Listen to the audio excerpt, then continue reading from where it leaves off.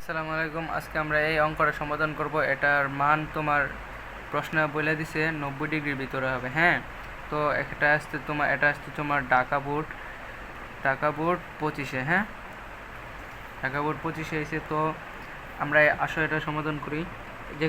যেহেতু এটার সামনে মাইনাস আছে, তখন আমরা থিটার মান বের করতে পারবো না, তাই এটাকে -1 দ্বারা অভিক্ষেপ গুণ করে ফেলবো।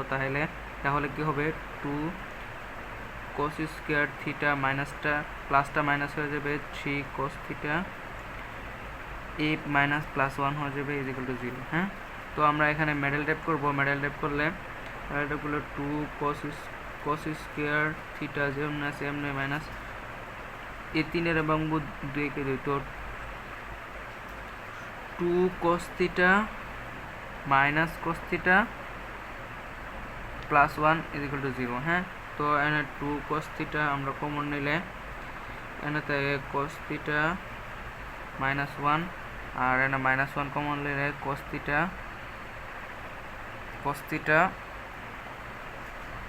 -1, হ্যাঁ, =0। তো এখানে cos থিটা -1 এই দুটোর থেকে একটা, আর 2 cos থিটা আর এখানে -1, হ্যাঁ,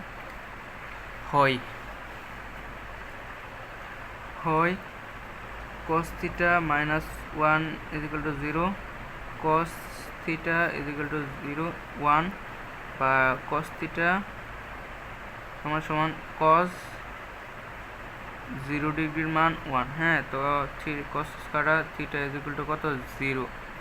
এখানে আরেকটা মান বের হবে, সেখানে হচ্ছে 2 cos থিটা -1 0, আর 2 cos থিটা সমান 1 cos থিটা, এখানে এটা এদিক গেলে ভাগ হয়ে যাবে 1/2। তো cos থিটা সমান cos 60 ডিগ্রির মান হাফ। তো তোমরা দেখে নিবা cos কাটা আর থিটা = 60 ডিগ্রি। সো এটা হচ্ছে কি আনসার। হ্যাঁ।